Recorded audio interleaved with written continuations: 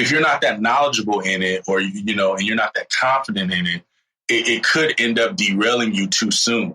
So for me, even if you may feel like, yes, I'm more knowledgeable in real estate. I'm more knowledgeable in, being an administrative assistant and maybe teaching someone how to be a virtual assistant. But I'm passionate about this. I'm just not as knowledgeable on it as I'm passionate about it. Because some people can be very passionate about something, but they're not necessarily that knowledgeable about it. So I always say start with what you're most comfortable with and knowledgeable with first, then build on that. You're listening to the Black to Business podcast, an educational podcast providing Black entrepreneurs with the tools and resources to start and grow their businesses. We chat with vetted Black entrepreneurs, thought leaders, and business owners as they provide tips and resources to help take your business to the next level. I'm your host, Monique T. Marshall.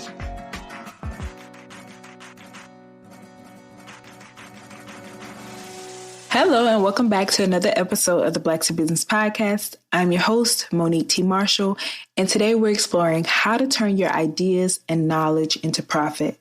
So inspiration and ideas strike us at random times. Some of us have these ideas scribbled on a napkin or in our dream journal, and we often page through them trying to figure out how to turn them into the next big thing.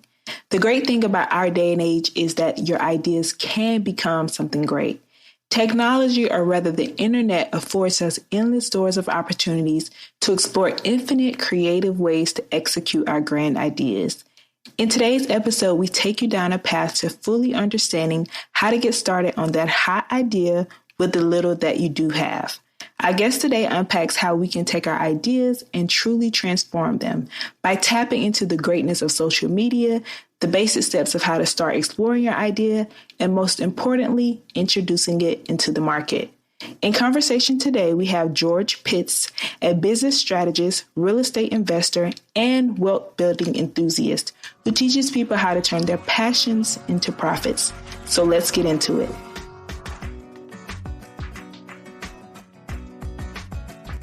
Goerge, welcome to the Black to Business podcast. We are so excited to have you on the show, so welcome.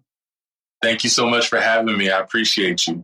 Of course. So today I know we're talking about a great and exciting topic of turning your idea and knowledge into profit. But before we dive in, I wanted to give you the time to introduce yourself to my listeners. I like to ask the question, tell us a little bit about your story and how do you get where you are today and what is it that you do in your business? How much time do we have? We got time. Oh, man. Well, I always ask that question when someone says, tell us how you got to where you are. I'm like, well, how much time we got?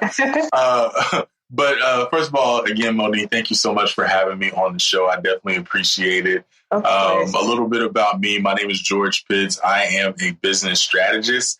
And what I do is I help 9-to-5ers and content creators turn their knowledge into profits by showing them how to create digital products that basically, allow them to educate their audience based on what they know and what kind of transformation they can give. I'm very, very passionate about doing that because that's something that I needed several years ago. And I think that's a good segue into how I got to where I am today. I think I've been an entrepreneur when I think back on it pretty much since I was probably 10 years old. Wow. This is a very interesting story. So when I was raised by my grandmother and I used to cut her yard, every weekend. And one of the things that I did, she had a silver lawnmower and I went around, we lived on this long street. And so I went around to people's houses and I would cut their houses for about $20 a line, sometimes $25 if it was a little bit bigger. And so one day I was cutting this lady's yard her grass was super high and she had a dog and he used to dig underneath the fence. And where I'm from, we had chain link fences. We didn't have like suburban wood fences. That was a new thing to me when I, got older, like wood fences. Oh my God, that's so cool. But anyway, I was mowing the yard and the fence, because of where the dog was digging, was kind of sticking up, but I couldn't see it because the grass was so high and my blade caught it and it snapped my blade and jerked the mower. Like I'm talking, jerked it hard to where it like sprained my wrist. So no. I had about 15 lawns at the time that I was cutting. And, we had to take it to the shop. And it wasn't like Amazon back then. You had to wait weeks for parts and stuff to come in the mail that people would order. So I had all these lawns that I had to cut. So what I ended up doing was I had some friends who also had lawnmowers in the neighborhood. And I was like, yo, if you cut this yard, I'll give you $10. And so they were like, okay, because $10 was a lot of money back in the late 90s. You know what I'm saying? So I would give them $10 to cut these $20 lawns for me. And, I would keep the other 10. And so fast forward about a month later, her mower gets done. And I still got all these friends that are like, yo, you got any more lawns to cut? And I'm like, no, not really. Because, I like to have the money to myself anyway. So what I did was I started going to the other streets in my neighborhood because I only did one street, which was my grandmother's street. I just went up the street on each side and was asking people. So I ended up going to the streets behind me and I started getting lawns on those streets. And I started having two of my friends cut those lawns. I was charging $25. I would give them 15 and I would keep 10. So they were getting $5 more than they were initially. So they were really open to do it. And it was nothing for me because I just brokered the deal. So that was kind of my first foray into entrepreneurship. And this was at 10? I was 10 years old, yeah. Wow. That is, Well, first, I want to ask you, I know you're sharing your story, but where did that come from, you think? Did you have someone in your family that was like an entrepreneur or just, it was like, my grandfather, who I never got to meet, he died when my mom was my age. She was actually 11. Uh-huh. And he owned a restaurant, a barbecue restaurant. And there were people like famous people that would come to his restaurant. I heard all about it. There's, John Dillinger and Stax and the Minnesota Fats, the pool player, because my grandfather was known for playing pool also. And he owned a very successful barbecue restaurant. And he died of a heart attack when he was when my mom was 11. So I never got to meet him. But that's the only person in my family that I know of that was into business. So I would say I got it from him. Okay. Yeah. That's always interesting, especially at such a young age. So that's a wonderful, thank you for sharing that part of the story. And tell us a little bit more. Well, so I'd say the way that I got into the online business space was very interesting. So I was working on a contract. My background is in IT. And I was working for a contract for a large hotel chain in the IT department. And my contract was up after 1 year, but they really loved me. They loved my personality. They loved my work ethic. And they said, look, George, we don't have any positions in the IT department because they're in corporate. This is just a satellite office. But we do have a position in the payroll. You get benefits. You can stay at any hotel in the country for only $25. And this is a really nice hotel chain, by the way. And, and you get really good benefits and we can pay you a good hourly rate. And as a newlywed, I'm 25 years old at the time, I think. I mean, it was like, yeah, you know what I'm saying? Right. So they interviewed me, hired me, and they put me in payroll. And my job was, you got 5 hotels that you manage the payroll. All my hotels were Hawaii. So I worked 3 to 11 because that's 8 to 5 in Hawaii. And so I didn't have anybody that would train me. I was the only person that was working Hawaii hotels. So everyone else that was working 8 to 5, they were wrapping up for the day at 3 when I was coming in. So what happened was I wasn't getting any training and I was struggling. So I went to my director's office, Monique, and I said, look, I'm really, struggling. I've had a couple of payrolls where, people didn't get their paychecks or they didn't get their paychecks right. And they had to print manual checks and overnight it to them. And I just don't want to do that. I know how I am if I need a check. And I don't want someone to go through that. And I said, I want to be successful in this job. And Monique, she looked me in my eyes and said, George, that's the reason I hired you, because you are a person with integrity. You're very honest and upfront. To be honest with you, I didn't even know this was a problem. So you were correcting the problem pretty good because no one complained. And I love the fact that you were honest and upfront and asked for help. I'm going to get you all the help you need. And so this was December 15th of 2009. I'll never forget it. Wow. And so, that conversation was December 14th. December 15th, the next day, they set someone with me. They said, come in from 8 to 5. We're going to sit someone with you so you can train. And then, you'll sit with them for a couple of weeks and we'll have you go back. I said, cool. So December 15th, the next day we worked, 5:00 came around. I'm getting my bag ready to go. And my supervisor's like, hey, George, will you walk me to my car? And it's winter. So it's getting, it gets darker soon here in the winter. It's usually dark around 6:00 or whatever. So it was a big parking lot and it was just us. And I was like, sure. So she's like, well, I need to stop by HR to drop off these papers. Come with me and then we'll walk out. I said, okay. So we get to HR and about 5 minutes later, the HR director comes out and says, Mr. Pitts, are you ready? And I kind of looked at her because she was saying it as if, are you ready to come into my office? And I'm thinking, like, are you ready to leave too? Or am I walking you to your car too? Let's go. And we're both kind of looking at each other like, are you coming? Or no, are you coming? So she made the move like, come in here. So I walked in there and I was expecting to see my supervisor there and she wasn't. There's a door that leads out to there. She was gone.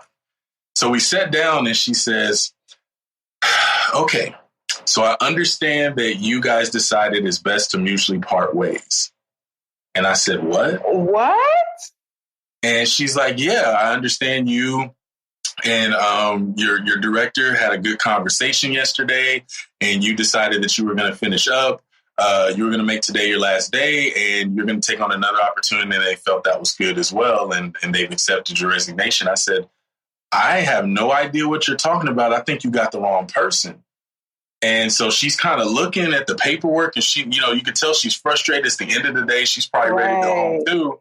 And she's like, then she takes this sigh like, and she's like, Mr. Pitts, we can say this was all, a misunderstanding and you can come back to work tomorrow and they can fire you by noon and say that it's just not going to work out. We live in an at-will state. And what an at-will state is that we can get rid of you for anything as long as it's not determined it was due to, retribution against a harassment claim or, discrimination or anything like that. I would advise you to take this resignation. I'm willing to give you a severance of 2 weeks, which is one extra check. And, just that way you can have a good reference on your resume and you don't have a termination. But I need you to write down everything that you just told me in this exit interview because corporate needs to know this. And Monique, I was literally like, no. I was numb. I was a newlywed. I had only been married for about a year at the time. Yeah, a year. And we were living paycheck to paycheck. We were living good, but we were just living paycheck to paycheck. Right. And I just remember driving home and just being like almost helpless. Like I couldn't believe it. I don't even know how I got home because I just felt like that's all I was thinking about the whole time. Mm-hmm. And I remember telling my wife and she's like, hey, it's going to be okay. We're going to be fine. And I remember the next morning when I was getting up to go warm up her car because she worked from 6 a.m. to 3 and I would warm up I would sit in her car and let it get warm while she would get ready for work because we didn't have a remote start or nothing like that. And I remember when she got in the car and I gave her a hug and a kiss and I watched her drive off and I saw her taillights leave and I said, wow, she's going to work to take care of me. Oh my. And as a man, it really dried me out. Uh-huh. And I just remember I was feeling myself getting depressed as I was laying in bed from the time she left till noon with my jacket on, my flip flops on and shorts, everything I had on when I, got her in the car. And, then I just heard this voice say, get up and go figure it out. Go figure it out. And that's whenever I started doing some searches online and I came across internet marketing and learning about the online space. And I just dove in and, eventually, got really deep into, being an online entrepreneur. Oh my God, that is such a powerful story. I'm sorry you had to go through that. And it was like the storm brought you to where you are today, thankfully. So you didn't let it win. No. And I tell you what, I'd rather be doing what I'm doing now than still working for that hotel chain. So I'm glad I went through. I hear that. And George, one of the things I loved about your story and your journey, what you're doing, is that one of the things you stand by is helping people be able to afford the lifestyle you want and get the lifestyle that they want, but also how to turn their passions into profits. So I want to dive into that. I'm sure your journey, got you to being able to encourage others to do that. So I want to start by talking about why did you get into that? So why did I get into the online space? Yeah. And then also, just talking about, being able to afford this lifestyle you want and how you can turn your passion into a profit. So I'm sitting here smiling because, a part of me wants to say, well, I needed money, That's real too. But I know that's too broad, but I'll tell you exactly what it was. If you've ever lost a job during the holidays, nobody's going to be hiring until next year. I lost my job on December 15th. So it was literally less than 2 weeks before Christmas. So people are out on vacation or they're preparing to take vacation for the holidays. Then you have New Year's. And then, of course, people are just catching up when they get back into the office. I didn't think I was going to find another job until sometime in January, but I was already past due on my car payment. We were already living paycheck to paycheck. I only had one partial paycheck coming and then a full paycheck that was coming because of the severance that she gave me. So I knew if it was going to be around February before I got a job, it wasn't enough paychecks coming to cover the bills that we had. I was only going to be good until maybe after the first week in January, and then it was going to be a big problem. So I started going online and I went down a rabbit hole and searched how to make money. That's literally what I searched. Wow. And I started coming across all these articles and stuff on how to make money and online. And at the time, I thought, well, that's, this has got to be a scam because, you can't make money online. You can't make money on the internet. What is, how do you make money? I just want to know, something I can do now. I'm not going to get on the internet and make this is a scam. Well, I came across this forum because this was before Facebook groups. You had forums. And the forum was called Warrior Forum, and it was an internet marketing forum. And there were people on there. I remember Russell Brunson. Russell Brunson was on there. The guy that created Ever Webinar was on there. His name was Casey something. And I remember these guys were working on some of the stuff they're doing now, or even before now, then, but they weren't known as what they are now. And it was a forum for internet marketers that taught you how to use Google Ads to sell a product, to sell a book. They called them guides back then, but they were pretty much ebooks. And it was just all these people talking about, I put this product on payhip.com and I sold 300 of them for $33, and I was like, what? And it's just all these people posting all this stuff that, I put this, I'm an affiliate marketer on Max Bounty and, I made $1,600 last month and I'm just seeing all this stuff what is going, this is incredible. Right. And so I started just paying attention and I bought a guy's guide on how to build WordPress websites and do SEO, which is search engine optimization. So I paid no, I didn't. I'm sorry. It was $95 for this guide. And I learned how to build a WordPress site. He basically recorded the videos in this app called Vimeo, which was kind of like a YouTube, I guess, for paid products. And so I watched it. He walked you through on how to install WordPress from GoDaddy, how to install a theme, all that stuff. And basically what I would do is I would call people who would have served a services section on Craigslist back then, like attorneys that would say, hey, we help with divorces, or tax people that would say, hey, we help you prepare your taxes. And I would email them hey, do you guys have a website? I would like to find more information about your services. As a web developer, I like to look at websites to get more information. Can you send me a link? And I had no intentions on working with any of these people. But I just wanted to get them thinking about, well, no, I don't have a website, And so they started emailing me back. And I'd say about 40% of the people I'd email, for every 10 people I'd email, 4 would respond back we don't have an email or we don't have a website. But you said you're a website developer. Can you tell me more? Can you give me a call here? And that's how I started getting into the door of talking to attorneys. My first client was an attorney. She was an estate planning attorney. And that's a very interesting story of how I closed that deal. But that's how I got into making my first. I made $500 or $625 in one day. What? that I built the site for it. And I remember thinking, this is it. Like, this is going to be great. And I just continued to do it. And it's, as the internet evolved, eventually Google ads and stuff like that were starting to be replaced by Facebook ads and YouTube ads, and forums start to be replaced by Facebook groups, and you just start to see the internet change, and I just continued to shift with it, and eventually I got into eBay and doing drop shipping, and that's when people started asking me about courses. And that's what kind of pushed me into what I do now, which is helping people create digital products and services. Love it. So one of the things another thing I know you're passionate about is creating and understanding what's meant by passive income. So I want to dive into just for our listeners, understanding what that means and what that looks like. So if you can describe what is meant by creating passive income. So passive income, there's a lot of myths behind passive income. You hear people say, oh, you can create passive income through real estate. In some places you can. You can create passive income through this. But for me, passive income is where you're doing the work up front and it's paying it for you later without having to do as much. So like with a course, you might spend the next several weeks writing out a course, planning a course, recording it, doing the editing, all that good stuff.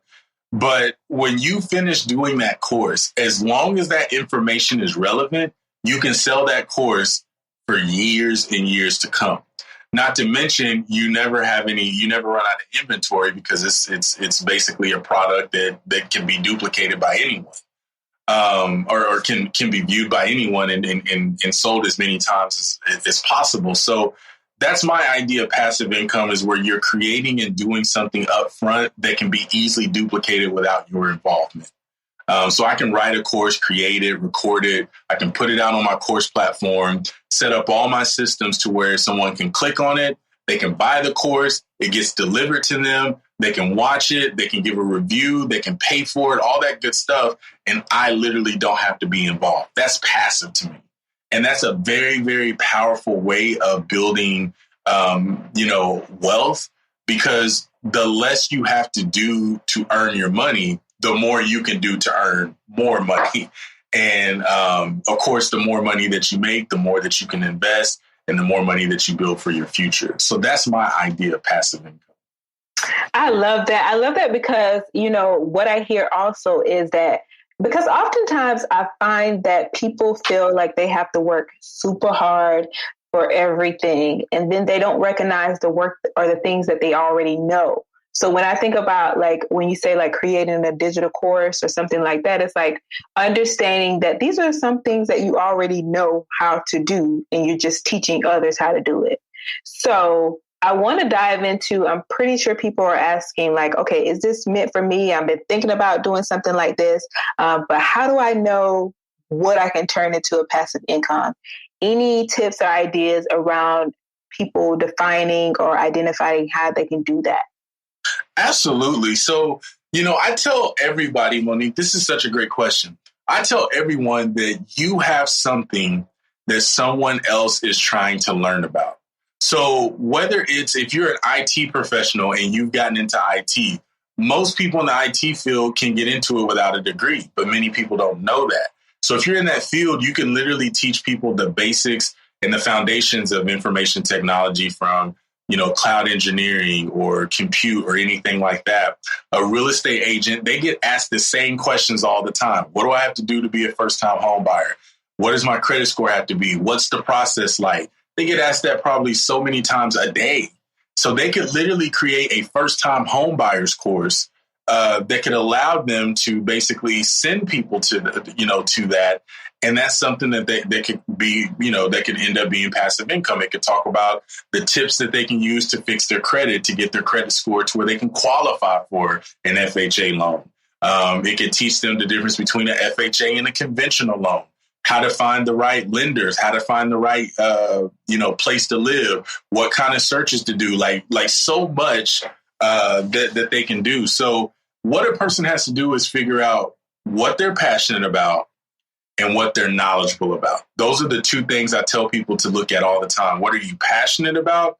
And what are you knowledgeable about? Because sometimes those things are two different things. There's people that are knowledgeable about real estate, but they're passionate about, financial literacy or wealth building, right? And real estate's just a catalyst to that. So there's a couple of things they could do. They could build courses or even products on real estate, or they could build digital products and services on financial literacy. Some people, get into real estate because they know that's a way to wealth, and they want to create generational wealth by buying rental properties and investing into REITs so that get dividends. And so many people get into these things that they're knowledgeable about because they're really a catalyst to something that they're passionate about. So that's what they have to figure out. What are those things? And then I tell them, act like you're sitting down and talking to a person that you absolutely love and just want to see win, whether it's your homegirl, your homeboy, your favorite cousin, your brother. And they're just like, Monique, I really want to do a podcast, but I have no idea where to start. And sit down and just write out what you would tell them, how you would tell them. Don't be proper. Be like you're having a conversation literally where we're sitting across, the couch from each other. Mm-hmm. And you're breaking down how to create. So, George, the first thing you want to do, you want to come up with a topic or a niche and things like that. Then you want to think about who you want to talk to. Then we got to look at your equipment. Then this is how you conduct an interview. You just take them through that. You outline all that on paper. Once it's outlined, I normally tell people create a PowerPoint that basically, has some visuals on it. Some words to kind of keep you on task, because if you just try to freestyle it, you'll ramble off. But if you got a guide like a PowerPoint or a keynote presentation it'll keep you on task to only talk about the talking points that you mentioned. Put some notes in the PowerPoint notes section that it doesn't come up on the screen, but it shows you as the viewer or as the presenter. So that if you got some talking points you want to talk about that you don't want on the screen, but just to remind you how to elaborate, you will record that. And once you're done, then it's all about opening up a social media page and building a brand. So you would put content around about maybe the statistics on, podcasts, that people who make money from their podcasts, the statistics on how many, companies pay podcasts to actually plug their particular business.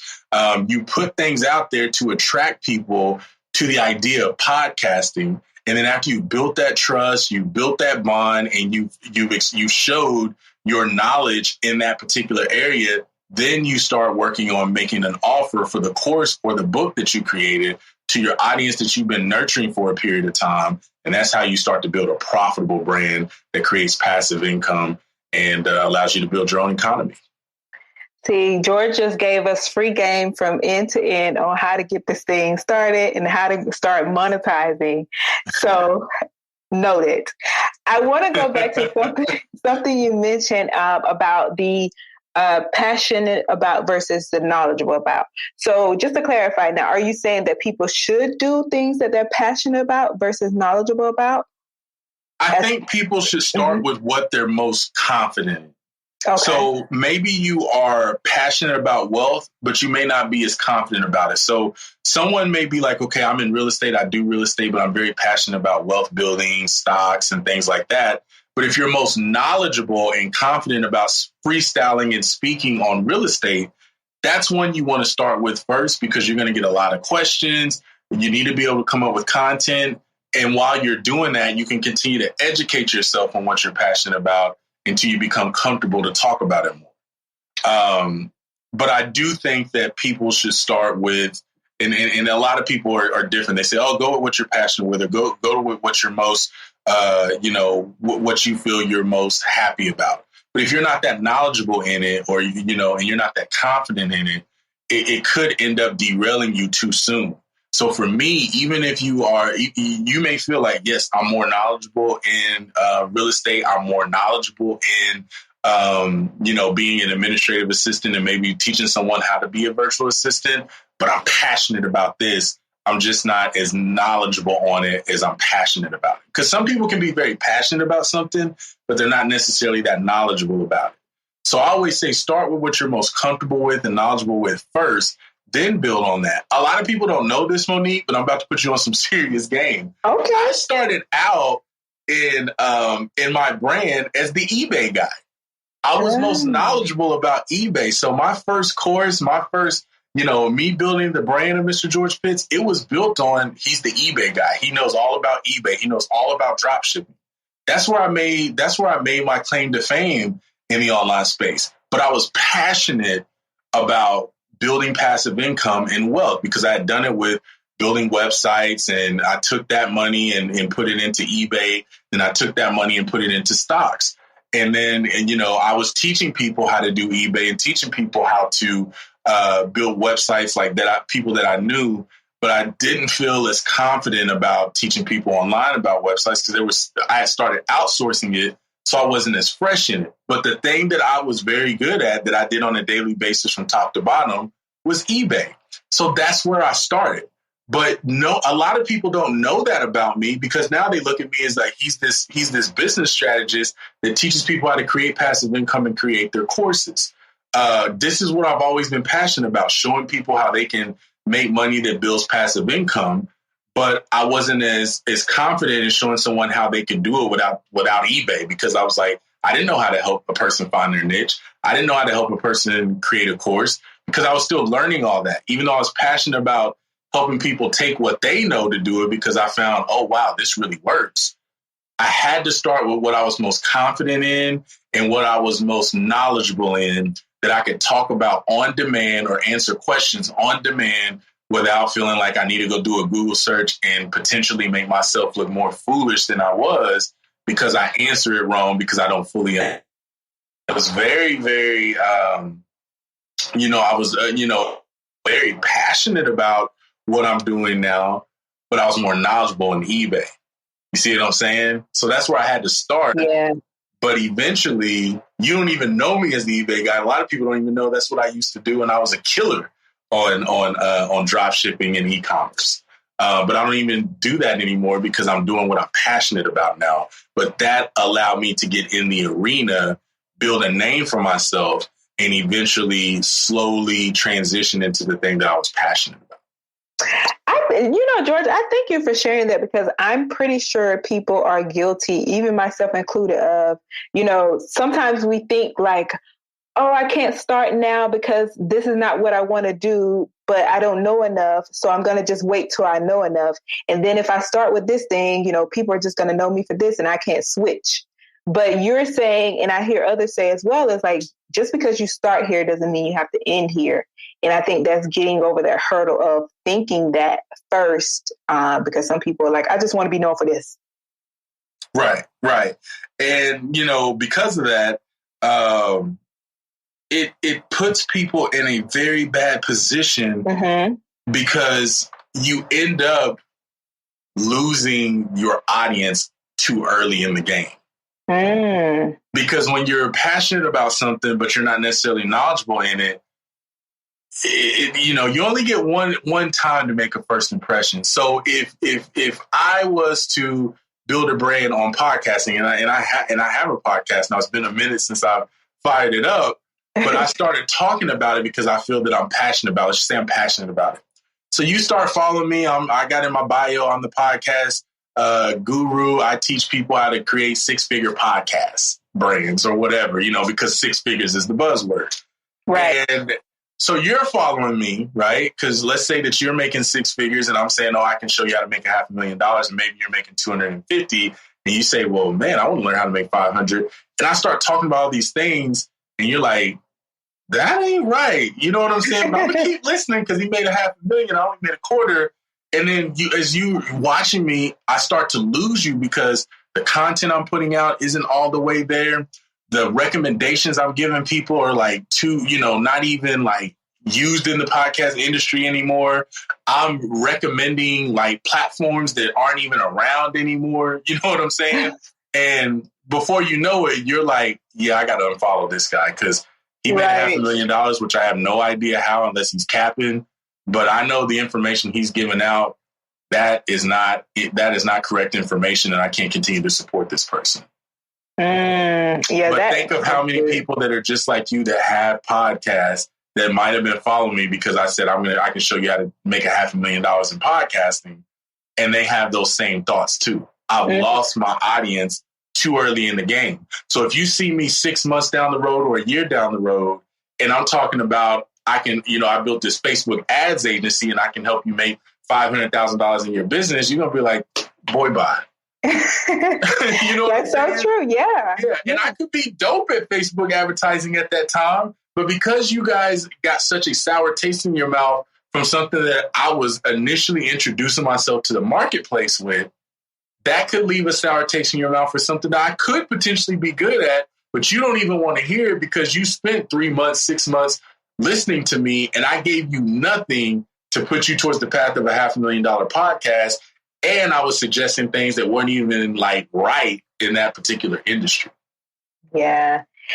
And okay, so now we have, George has given us this idea that, you know, we can turn our know-how into a into a business, into a profit. So I want to talk about, how do you know if I got this idea and I'm like, okay, I'm listening to George, how do I know if it's going to be profitable or when? Well, the only way you're going to know, you could do all the research you want. You could look at all the people that you've, followed that might be putting something out, but you're not going to know that it's profitable for Monique, or I'm not going to know that it's profitable for George until I finish it and not perfect it, but basically feel that I can put out a good quality piece of, a good quality product, and I see how the market reacts.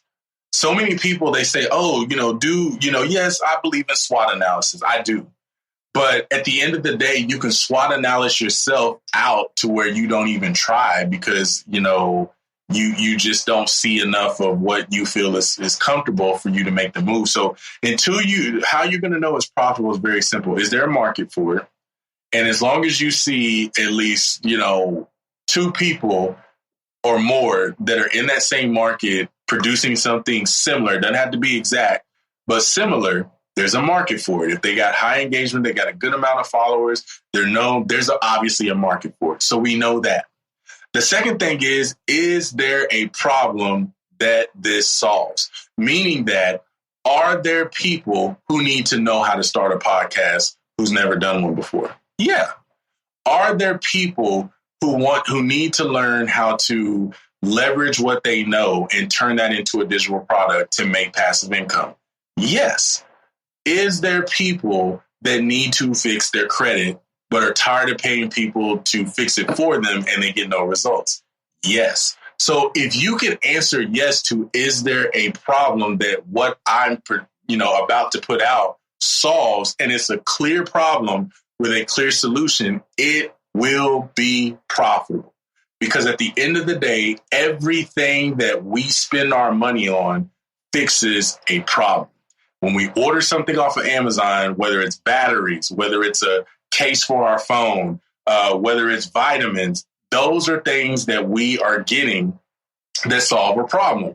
And the great thing about Amazon and how they help you, how they solve a problem, is they help someone like myself or yourself that's very busy, that doesn't want to go all the way to Walmart on the other side of town, find a parking spot, get a basket, go and find the vitamins, then go to the other side of the place to find the phone case, then go to this side and do it, then go wait in line to check out in the 2 lanes that are open, and then go back home and cook dinner and do all these other things. It solves the problem by helping us get those products and services on demand without taking time out of our day to go and try to find them and hope that they're in stock. So when you look at the way the world is, everything that a person spends their money on solves a problem. Even when you're going out to eat, yeah, you got food in the house, but I'm tired. My problem is, I got food in the house, I'm tired and I'm hungry. I didn't put the chicken down early enough, so I don't want to wait another 2 or 3 hours for the chicken to unthaw, then spend another hour cooking it, and by the time it's 10 o'clock at night,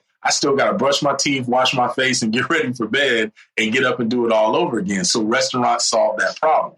So as long as as long as the knowledge that you have or whatever it is that you're trying to create a product around has a clear problem and you have a clear solution, it will be profitable. I can say that with confidence. I felt it. I felt the confidence there. So yes. So now that we have created this thing that solves this problem, this digital product or this other resource that has solved this problem, and I've tested it on a couple people and they said they need it, they bought it. How do I market it to others? So the best way that you market it to others is you have to be aggressive in a nice way to get testimonials, because success and results are always going to sell a product. But you can't be the only one that has the success and results in the product that you're selling. So you have to be someone that's following up. How's it going? Just checking in, that kind of a thing. Maybe you set up an email sequence for that. And when people say, oh, it's going good, I was able to order my first podcast kit. It's here. I'm so excited. I recorded my first episode last night. It's so surreal. Oh, that's so great. This is so dope. Would you mind writing a review or even recording a 30-second review on that? And that's how you start to put that out. So 2 things that I would tell the person to do that's creating a course. The first thing is you want to get a testimonial, as many as you can, of someone that received results from what it was that you teached or, were offering. The second thing that you want to do is you want to create a affiliate program. So basically people that come through your course and they complete it, you can say, okay, if you complete my course and you get results from it, I'm going to pay you to market to other people about this training. So if you go, let's say you have a podcast masterclass for $197. You might do a 60-40 split where you say, okay, I'm going to pay you $97 for every person that you recommend this course to that purchases it, right? So that's a good way for someone to go make money, and it motivates them, and you tap into their following. Not to mention the third thing, which is the bonus thing, is consistency.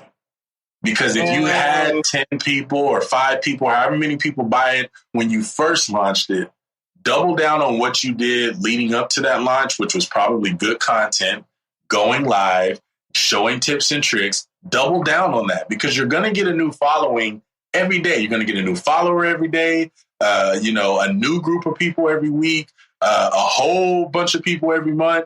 And they didn't know or hear the content that you put out last month or the month before. And I don't know about you, Monique, but I don't go down and scroll. I don't scroll very far on people's pages that I just follow.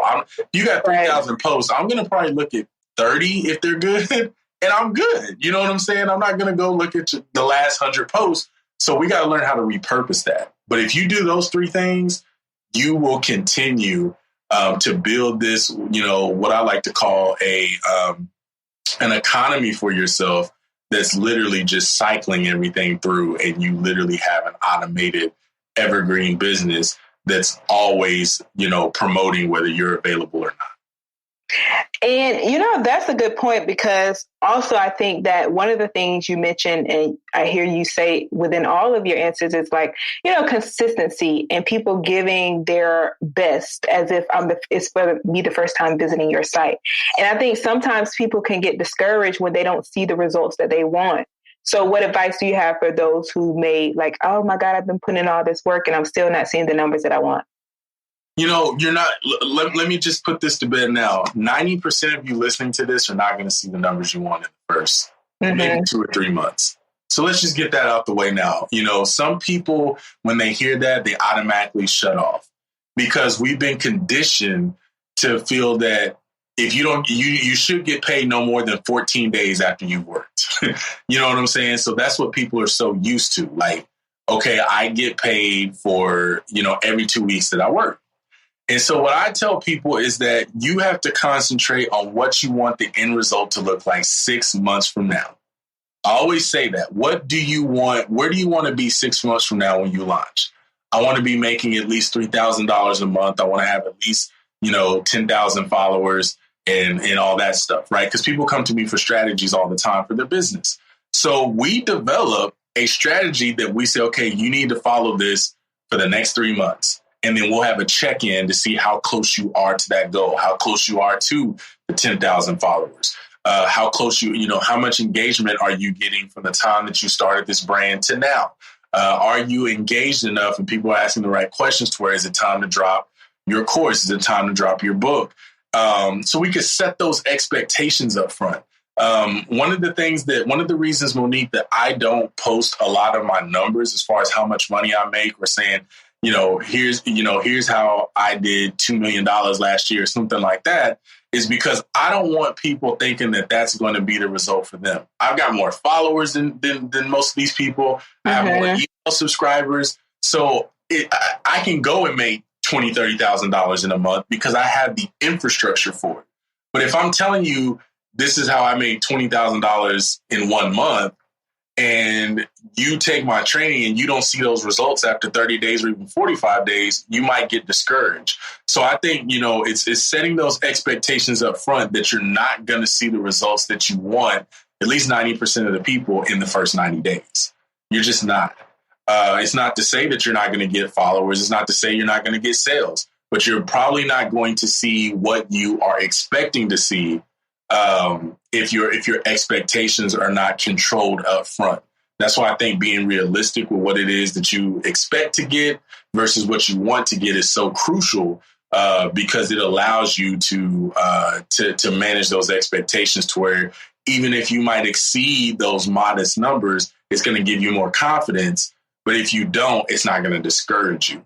So that's why I think it's so important to be transparent with yourself and real with yourself up front, so that you don't fall into that trap of quitting before you really hit your ceiling. Right. You have to keep going anyway. That's correct. And I want to talk about, because I know you also talk about like courses, and that's something that you help people create. Now, are there other digital products that people can, think about creating other than courses, or What are some other ways? Okay. Absolutely. So, of course, ebooks are a great thing. But another thing that I think is really overlooked right now are membership groups. Membership groups are really, really cool because, like I said, it allows you to teach in volume, but also you're able to plan your months easily. So let's say that you're charging $25 a month to be a part of your membership group. You're going to do 1 or 2 live trainings a month. You post daily challenges or weekly challenges and maybe check-ins and things like that to your group. And there's 100 people that join. You know what I'm saying? Well, that's $2,500 a month. So, as long as I'm, posting in the group and, doing my 2 trainings a month that I promised, or even 1 training a month, and just really keeping people accountable in the group. Hey, what are you working on? Where are you at? Hey, we're going to jump on a Zoom and we're going to spend 1 hour uninterrupted, phones off, and we're just going to work on our books tonight, or we're going to work on our posts for tomorrow. And it's just going to be a 1 hour session. We're going to turn our phones on airplane mode. We're going to keep each other accountable. Turn your cameras on so we can make sure no one gets on the phone and scrolling on Facebook and they're missing their opportunities to create good content for tomorrow. Those things people would be interested in. And like I said, a membership group is a good product. It's not a passive product because you do have some active activity you have to do, but it's a good way for you to build a community of trust, of, knowledge transfer, and, most importantly, consistent income. Because if you got people that are in your group and they finish that first month and they're still showing up and they're still paying, as long as you do what you're supposed to do, just like we do in a job, you're always going to have, you're going to be able to build off that $2,500 a month. And really, it's just, whatever you decide that you want to make it interesting and valuable for your tribe. And the great thing about a group is you can make it whatever or however you want. There's no rule on how a membership group should run, what it should consist of, what it should have. It's whatever you want to make it to be. It could be a sip and dip type thing where it's just like, hey, we're going to sip some wine and dip some chips, and we're just going to, decompress the day. We're going to talk about our day. We're going to vent. We're going to laugh. We're going to cry, whatever you want it to be. And people are willing to pay for that. You know what I'm saying? I mean, there's some amazing groups out there that have nothing to do with building digital products, with making money. Some of them are just vent sessions. Some of them are just places for moms or dads or single parents to vent. And people pay a monthly fee for that because it's a form of therapy with them.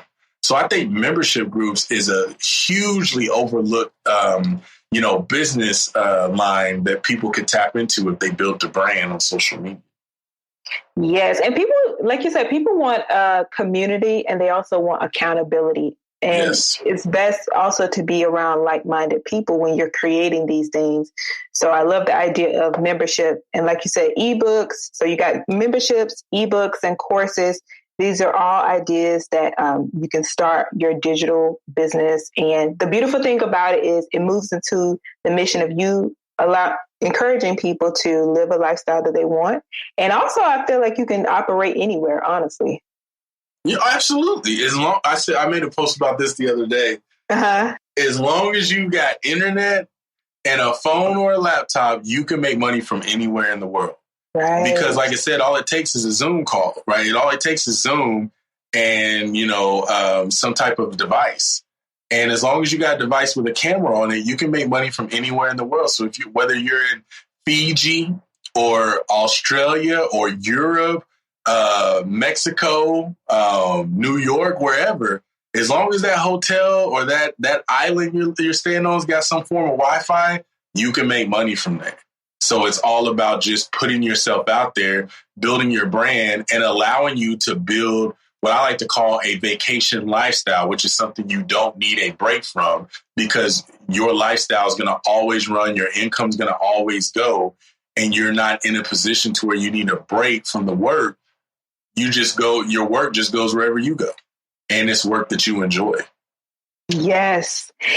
And George, one more thing I want to talk about is how social media has changed the face of business and how they are formed. So how do you think people can use social media to their advantage when they are marketing themselves or putting their businesses out there? Oh my goodness, there's the endless possibilities. And one of the things that social media does is it puts you in front of millions of people. If you just press or say the right word or press the right button. And what I mean by that is if you're putting out good quality shareable content, which the most shareable content are two types. One is entertaining content, controversial content, and entertaining content, educational, not entertaining, educational content. If you're putting out that type of content in whatever niche or space you are, you'll have enough people that will that will catch on to that. If it's good enough, they'll share it on their stories. And you got all kind of people that eventually tap into it. And that's how things go viral. But most people, all they focus on really is just creating content. Like, I'm just going to create a post because I need to post 3 times a day. So let me create 3 posts. And you shouldn't be thinking about that. How can I impact a person today? How can I make a person? So whenever I'm creating content on Sundays, Mondays, Tuesday, Wednesday, all their content, I think about how can I make a person laugh? How can I make a person, become knowledgeable? Or how do I educate people? And how do I get people to think? Controversial content makes people think. Educational content is going to help them become more knowledgeable. And funny content is going to help them get through their day. I needed that laugh. Boy, you have no idea how much this helped me.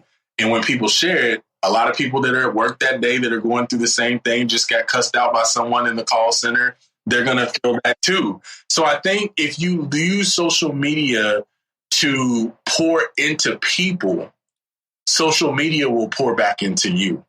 And as long as you go with that concept, you'll always grow and you'll eventually become to a point where you're always profitable.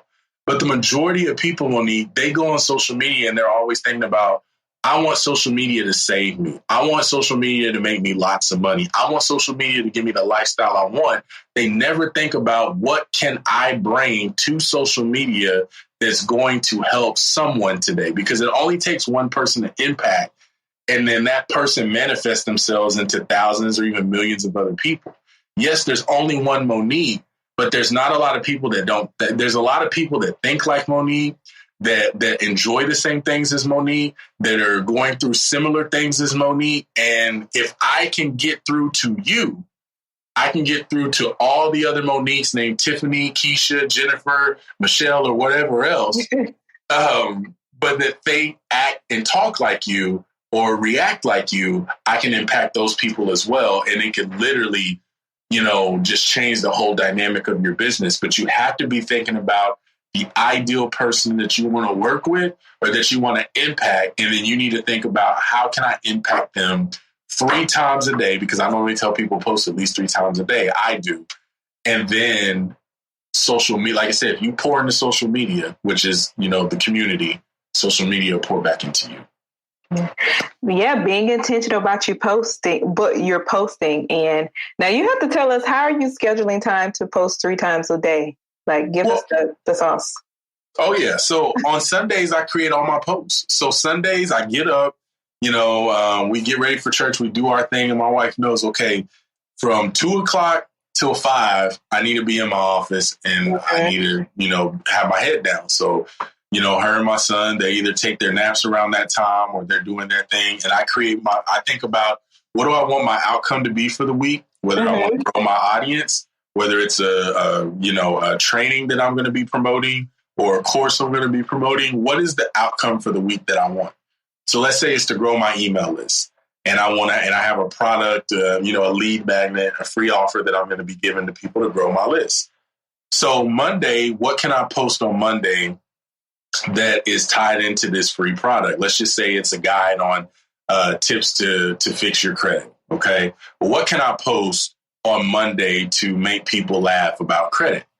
That might be my first post. So I might think of something pretty funny. I might go look on social media for funny videos, funny memes, and I might reuse those memes and put a credit twist to it.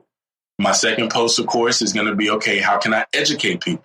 So I might talk about, okay, on Monday, I'm going to talk about the difference between a FICO score and a Vantage score, Credit Karma versus, FICO.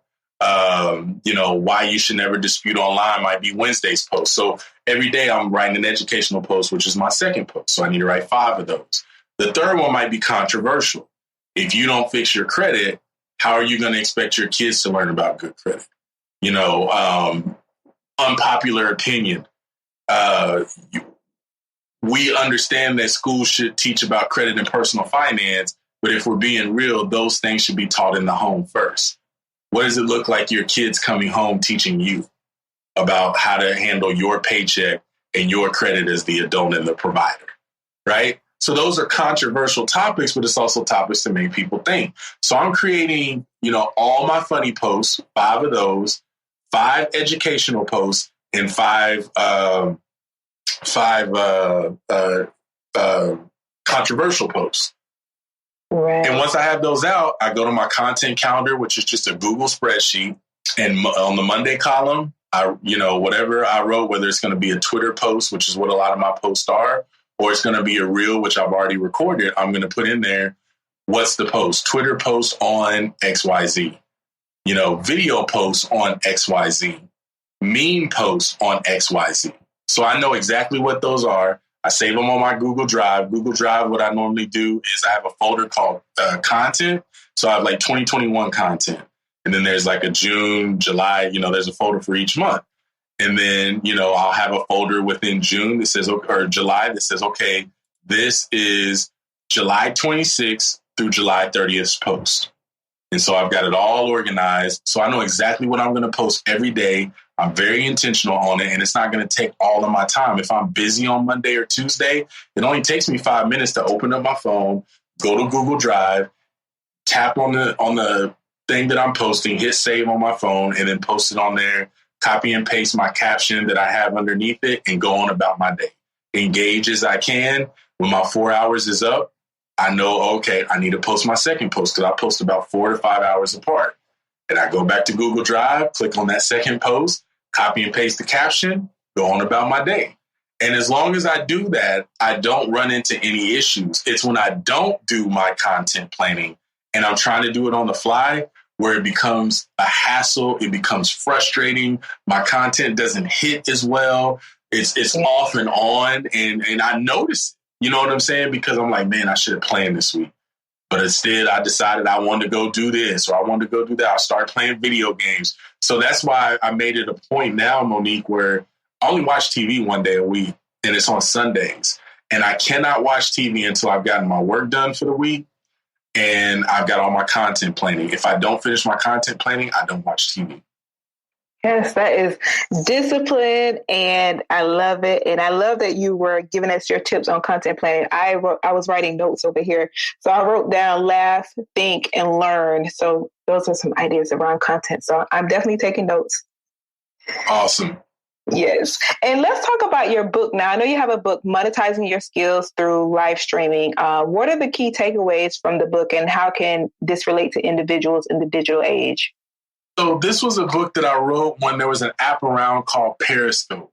And, so the book, is really big into live streaming because Periscope was a live streaming app. So it goes into the takeaways from it is, planning your lives as far as what you're going to talk about instead of going on and freestyling them, and how to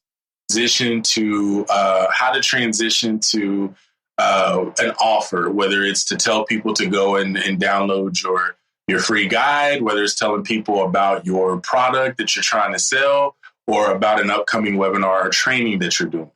And it basically talks about when you're going live, you should always be making money from your live. Because you can, there's some people that go live, they'll make $1,000 just from going live by teaching on a topic that gets expounded in their course or their book. So that's the takeaway from it, is just, how to properly plan for a live, because so many people just freestyle them. And a lot of times they can be good. But when you have a structured live, you know what you're going to talk about, what talking points, those lives are the easiest ones to repurpose, and they're the easiest ones to monetize. But when you go on and freestyle them, they're so all over the place sometimes that you can't go and have that live transcribed and turned into a book or some other type of training, because you were all over the place. And that's going to take a lot of editing, and that's going to take a lot of time. So when they're more structured, it allows you to be able to repurpose those lives and do some other things with them that many people don't think about, that can be income producing or lead producing activities. I love that, because it also is about, I think people have to really understand. I mean, freestyling is good, but it really sets us apart when we plan, and people can really tell when you plan and you had some thought into your content. So because the idea to me, well, to some people could be live is just off the dome. But when you have a plan live with some structure, you can definitely tell that the person cares. That's correct. That is correct. 100%. Yes. So George, if I was a business owner and I wanted to work with you, how could you help me? So if you're a business owner, the first thing that, I'm definitely going to be asking is, what is your business and who do you serve? And I need to understand your business enough to know if I can help, because yes, I am a business strategist. I am a certified business coach. But one of the things is I only work with clients that I feel that I can actually give value to. But the way that I help you is by basically, I need to have clarity on your business. And you have to provide me that clarity. If there's not enough clarity there, I need to feel confident that we can sit down and get clarity in your business. Like, how do we get more clear on this? Because this could be the reason you're coming to me. You think that you need a strategy to make more sales. And the reason you're not making enough is because you're not clear enough. If you can't, I'm Mr. Simplified. I like to simplify things. If you can't tell it to me to where I can simplify what it is that you do, that's the first thing that we need to get out the way first. Once we built that clarity and simplify what it is your business does and who it serves, the next thing is how do we serve them? Do we serve them through digital products? Do we serve them through services? Do we serve them through, other avenues within that? Once we find out how we serve the clients, then we talk about what we're going to serve. So what services do we offer? What products do we offer? What other avenues that we decide to go down are included in that? Because we want to make sure that we have clarity from top to bottom so that people can't come in and start customizing something that's not a customizable thing. Because when you don't have clarity in it, people end up taking on, different clients and students on all these different things that they really aren't skilled to do because they just want the sale. They just want the conversion. For me, it's like, okay, let's build up, enough of a process in your business to where it's clear on who you serve, how you serve them, and what you serve. You know what I'm saying? And as long as we've got clarity in that, that's going to help you attract the right audience. It's going to help them be able to be clear on what it is that they're getting. And most importantly, it's going to give them enough, because of the clarity and how simple you make it, it's going to be enough to have them make a decision without directly involving you, without you getting on a 15-minute call, without you spending days going through, DMs going back and forth just for them to buy a $47 product. That's just too much work. So that's what we do. I have to get let's get the clarity in your business. Let's get the clarity of who you serve. Let's get the clarity of how you serve them and what you serve. And then let's build this economy. And then once we kind of, factor in through that, I'm really big on, Monique, one of the things about me that's different from most business coaches and strategists is I don't want to just show you how to make money. I want to make sure that you're running a legit, respectable business. Right. So I'm going to sit down with you and say, okay, Monique, how is your business formed with your Secretary of State? What do you mean, George? Well, do you have an LLC? Or are you just running it? Oh, well, right now I'm just running it. I never thought about getting an LLC. We'll need to talk about that. Then we need to know, okay, what kind of accounts are you running? Are you just running one business account? Are you running it out of all your personal accounts? Let's talk about why running out of your personal accounts isn't good. And let's also talk about why you need at least 4 business accounts. Once we got that in order, okay, so you're not using your credit card. Let's work on here's how you build business credit so that you can actually go through and start leveraging your business to build rewards points and things for things that you're going to purchase anyway, and then just pay it off at the end of the month. Because a lot of credit cards for businesses get a lot more points and rewards than personal cards do, and people don't realize that. Once we got your business running and you're making money, let's talk about how to convert you from an LLC with an S Corp status so that you can become an employee of your company and write off your entire salary and then just pay less taxes by giving yourself a bonus if you make more than your salary.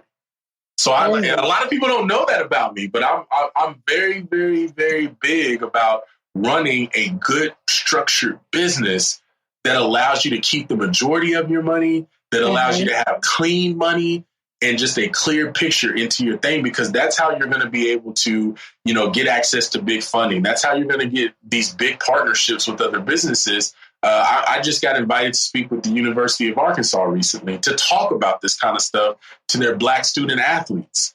So I'm really, but the thing is that I always make sure to have a really tight business model. So if anyone wants to come in and look at different things, it's very clear, very straightforward. I mean, my back end is solid. And I'm really big on making sure that people have that, because it's bigger than just making a lot of money. We want to keep all of our money as well. I love that. And that is so necessary, especially for people in this journey, especially the startup journey, like setting a proper foundation at the beginning is so key. And now, George, what are the other services that you offer? So I know you do business strategy. If someone is listening and they're looking to work with you in different ways, what are some other ways that are tools or resources that you offer? Yeah, so, the majority of my stuff right now is through digital courses. And I also have what I call the George Pitts Inner Circle, which is basically I'll take 10 to 12 entrepreneurs and we go through, a 6 weeks or 8 weeks of where we do that. We're evaluating the business. We're making sure, you got your LLCs in place. If not, here's how you do it. I've got a training for all that stuff. And I don't promote it. I don't promote the training itself because it's just for the people in my mastermind. They go through the videos, they go through all that, and we meet twice a week for them to go over any questions, get any clarity on something, or even just to talk about their wins to inspire the other people that may be slacking or, not wanting to do the work. And, we build, that's how I build my community, and that's how I build, really good businesses for other people. So it's through my one-on-one, which I'm booked out through September. So my one-on-ones aren't out there right now, but, and then of course, just my digital courses. So those are the ways that people can work with me. At the moment, we are working on building a community very soon, that we're going to have. We're just working on, getting those things out. I like to do things the right way and making sure that it's good and well planned out. Before diving into something just because it's something to do. So we will be having a community coming probably sometime late fall. And then, of course, people book me for speaking engagements and things like that. So love it. Now, what are your digital courses? My digital courses, I have a few. So I have most of my courses that are really popular right now. I have one on the digital course masterclass that teaches people how to come up and create their own digital course themselves. It comes up with the planning, how to price it, what systems to use, how to create content to warm your audience up to sell it. How to come up with the course name, what systems to use. It even comes with a template to be able to build your course presentation on. I also have a training called the 60-Minute Digital Entrepreneur that teaches people, how to come up with their niche, their brand, come up with their content pillars, and just takes them through this process to where if they follow it within an hour or so, they could literally have everything they need to go out and start an online business and start building a brand from a content perspective and a community building. And then, of course, I have a course on credit that teaches people how to fix their own credit. This was something that I went through years ago. Funny enough, I still have my eBay and drop shipping course out there. I don't promote it, as much, but it definitely is out there. And then I have a couple of mini trainings out there that I release here and there just to kind of help new entrepreneurs, help them get some quick wins, whether it's, I have a mini training on helping them identify their niche, have a training on teaching them how to do their own webinars, and also have a training on how to invest into dividend stocks because dividends and wealth building is something I'm really passionate about. So I've got quite a bit when it comes to the online business marketplace and wealth building. I love it. Everything someone needs to build wealth, like you said. And George, this has been so amazing. And I know that in order for you to do all of this, it takes a lot of tools, probably a lot of people helping you. I do want to ask you, what are your favorite tools and resources that have helped you in your entrepreneurial journey? So my favorite tool is Zapier. Zapier is an automation tool. Huh? I say you like the Zaps. Woo, yeah, man. That Zapier, boy, takes a lot of stress off your life as an online business owner because it can automate some things that weren't necessarily built to be automated and allow your whole back end to be extremely seamless. So that's probably my number one favorite tool. My second favorite tool is probably going to be Thinkific. That's where I use to host my online academy. And it's just so many things that I can do with it. My affiliate program is built into it. I also can email my students directly from it. I can also incorporate my membership group. I can set up coupons. I mean, it's just such a really good, diverse tool. I know a lot of people use Gumroad, but I really love Thinkific. So those would probably be my two favorite tools that I use. Most people are pretty surprised when they don't hear Canva, but I'm not a creative person, so Canva don't really get along very well. That you probably are one of the first or the very few that haven't mentioned Canva. We got that all in our resources in the show notes. So I get it. I get it. Okay. And then George, finally, I want to ask you, what does it mean for you to be a Black business owner? It means so much to me because, it shows people like myself what's possible. When I was younger, Monique, there wasn't anybody in my family. Like I said, my grandfather was the only businessman in my family that I know of, but I never got to meet him. I only heard stories about him and how great of a man he was and how good of a businessman he was. He owned real estate, all that stuff. And his older kids, my uncles, which, were my uncles they had a different mom than my mom did. They sold everything. Sold his houses, all his land, his restaurant, his grills, his equipment, pool, to everything. It's gone. We have nothing. And so for me, it's just so important that me as a Black man puts myself out there as a business owner because a lot of people don't know this, Monique. I'm going to drop something else on you. Okay. I don't like people knowing what I do. For years, my family didn't know I was a businessman.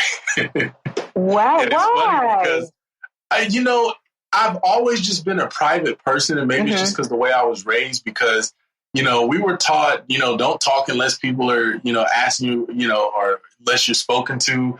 If I wanted to, I remember when I used to, have different accolades in junior high and high school, and I would come home and be excited about it. There wasn't much excitement there. So I always kept a lot of that stuff to myself because I just felt no one really cared. And and the reason I did that was because I didn't want to be disappointed that I didn't get the reaction I was expecting. Oh, yeah. So that's another reason why it's so important as a Black man for me to do this. Because when I see other people do it, when people DM me, when they come up to me in comments and said, I did this because of you, I get so hyped for them that they probably don't even expect, like, whoa, I wouldn't expect you to do that. But it's just because it's a part of me that's almost pouring out what I was really expecting when I was doing things. Right. And I've been in the game for about 5 years, and my family and friends are just now finding out what I do. And it was because I got featured on a couple of, sites that they happen to watch, like Yahoo Finance, Business Insider, and even some big, Black influencer pages that they just happen to follow. And they're like, wait a minute, that's my cousin. Wait a minute, that's my best friend. That's my homeboy. Wait. And I'm getting all these messages like, yo, what's this? And so it's like, the cat's out of the bag. So it's important for me because I want other Black, up and coming entrepreneurs and men to see what's possible when you don't have that to see, when you don't see that every day, but you see someone that looks like you, that maybe sounds like you, that is relatable to you. To be able to see that, I didn't have that to go off of, Monique. I became the businessman that I am today out of crisis. I had lost my job. I was living paycheck to paycheck. I was a newlywed. If I could prevent another Black man or even woman to start a business without them being in a struggle or a crisis, that means a lot to me, because I don't want people to experience the type of stress, frustration, and disappointment in themselves as I did when I was trying to find something to just keep us afloat. So I wouldn't, let my father-in-law down on promising him that I would take care of his daughter. Oh. And that's thank you for sharing that. That's such a beautiful answer. And I definitely feel what you mean and can relate to what you mean. And I'm pretty sure people who are listening can relate as well. So thank you for sharing that. And that's why we do what we do. And George, I want to thank you so much for being on the show. We gained so much knowledge and information here. So we are very appreciative of you gracing the show today. Absolutely. It was a pleasure. And I just thank you so much for having me on and trusting me to pour into your audience. And I definitely don't take that for granted. So I appreciate and honor you for that as well. Of course. So thank you all so much for listening. So we touched on so many issues and explored ideas for your business development in this episode. And I hope that you found this information worthwhile and you can tailor it to fit your business idea. What really caught my attention is the multitude of ways we can leverage our passions and knowledge. So if you've ever needed a blueprint on how to start, George has truly laid it all out. Additionally, George takes us down a roller coaster of how sometimes we will start in our most unlikely way, and even in that journey, we will eventually find ourselves exactly where we were meant to be. Remember, that idea, however small you might think it is worth being explored. Thank you so much for listening, and be sure to check out blacktobusiness.com/59 for complete show notes and resources mentioned during this episode. And we would be so grateful if you could rate and review this episode and our show to let us know how helpful this has been for you. See you next week, same time, same place.